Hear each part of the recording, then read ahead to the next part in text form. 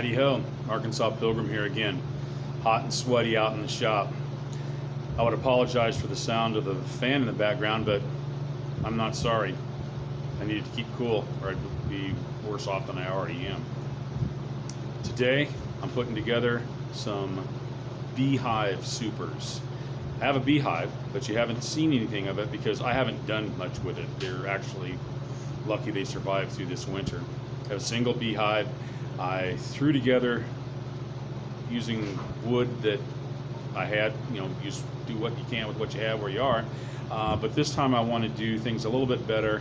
And it's also the opportunity for me to learn something new on woodworking, which has been spurred on by my daughter's bookshelf that I worked on, since almost everything that was on it was something I had done for the first time. So rather than just being a wood hacker, maybe I'm going to move into the woodworker area. This is a traditional beehive super, as they call it. Super means it goes on top. It is made using box joints. Well, I've never made a box joint, but I have wanted to. So today I'm going to give it a shot. Okay, to start with, we're going to have to deal with some defects in the boards. I'm not going to give you an exhaustive list of what the defects are, but for common 1x boards like this, they're common in more, but they can be worse than these. What you're seeing here is I've butted these two boards together, but it has what's called crook. Crook, say you have a board like this. So here's the thin edge. It's bent this way. It's bent this way along the flat dimension. Other defects are when it's bent like this. That's called bow. Now that's usually not a problem because you can screw it down and make it flat. But when you've got crook, which is like, it makes the board look kind of like a crescent moon if you exaggerated it, that's harder to deal with. Another defect is also called twist. It's when one, that's kind of obvious, that's twist. It's one end of the board is at a different angle than the other end of the board. So, and then a final one, which actually I don't think we have to deal with on this, is called cup. Cup is if you're looking on the end here, and it's a C like this. It's actually curved, so the board is not flat. But what we are going to be doing is dealing with this crook, and I have to trim the boards off down to a final width about about 3/4 of an inch less than the thickness of width of the board, so I'm going to be able to get rid of it. But to do that, I actually have to make a jig because I don't have one. Something I said before is not quite correct. I am going to cut my boards to length first, because when you do that, you minimize the amount of crook in each board. There's a lot over one long board, but each individual piece has just a small part of it, so it's a lot easier to correct. And what I'm going to make is a jig, or tooling, if you want to sound fancy and engineering-like, a piece of tooling that we can use to remove, to straighten the edge, cut off the crooked edge, and have a straight edge on the boards. And it's going to be for small pieces. Doing it on a full-length piece is another story. A similar concept, but you got to make a lot bigger piece. What I've got here is, let's move that. I got a piece of particle board. Particle board is not really that good. I don't like particle board mostly, but it is good for things like pieces of tooling because it's just a bunch of glued together sawdust, and it doesn't warp or change or twist or do weird stuff with changes in temperature or humidity all that much. You don't want to get it wet, but it stays flat, and it's good for things that you need stuff to be really stable. But I don't like building things out of it because it's really heavy, and there's a bunch of other problems with it, which I could go into a rant on another video. Anyway, the basic concept here is to take a piece that you're going to try to straighten, and you're going to straighten it by cutting it off on the table saw. So I might as well turn it this way.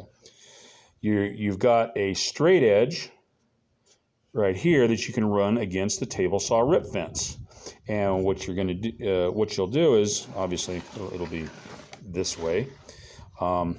This side would run against the fence, and then you'd have the other board that you're straightening clamped down. I have some clamps here that you could clamp the board down and then run it along the fence and cut off the crooked edge. And then once that crooked edge is straightened, you can trim to final size using the straight edge of the board that you just created. These clamps are something I happen to have already on hand, and they should work fine. What they do is, you can see they toggle up, and you place them appropriately, and then clamp the board down. This gives won't scar the board up, and it should hold it really firmly in place, and it's adjustable. Obviously, I'm going to have to put it up onto a stand of some kind, which you'll see in a minute. These are actually, I've had these for a long time. It was for a project I was going to do way back when, and never got around to it. But they're easily orderable online, and I'm pretty, I don't know what they cost now, but they're pretty cheap. You could always just take the board and screw it to the other board. And depending on how much you're going to be taking off, that might not be a problem. But if you're going to be making something nice, you want those extra screw holes in there. And if you don't use these, you could you could make something out of a couple of pieces of wood. Stack a piece of wood here, put another over here, where it's wedged somehow. When you screw it down, it holds the board. It just has to hold it tight enough so that it won't slip or move when it's being run through the table saw blade.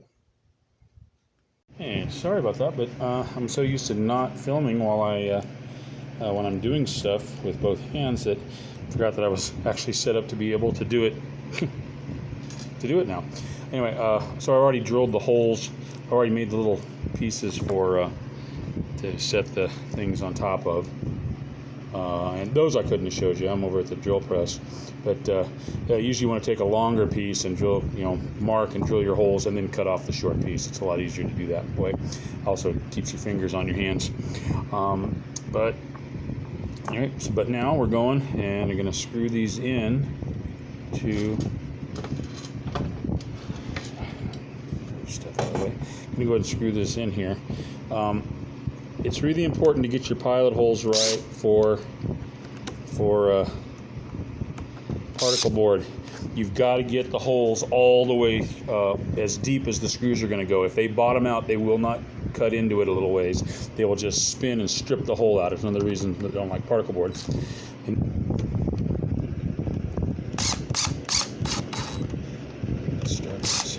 It's usually a good idea to get all your screws started before you tighten any of them up.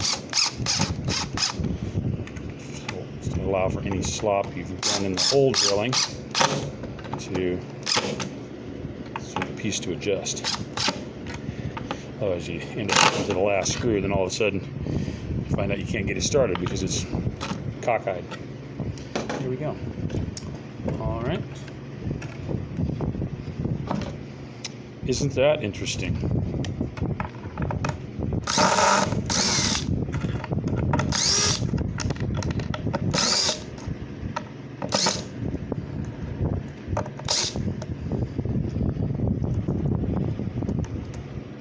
I guess that would be for a really crooked board.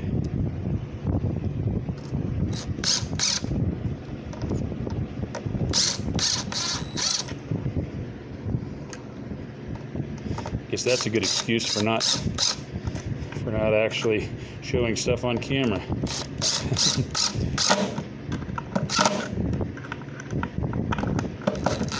Also shows one of the advantages of these drivers. It's a lot quicker to fix than using a hand screwdriver.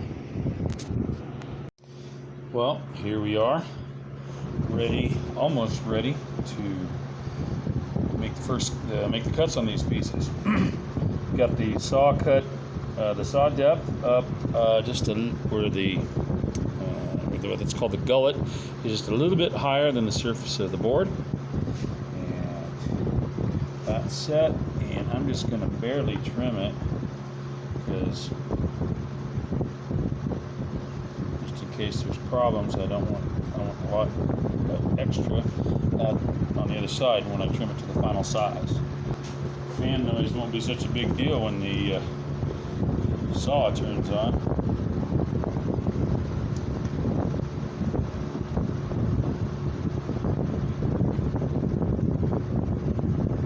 At least the saw blades width. Here we go.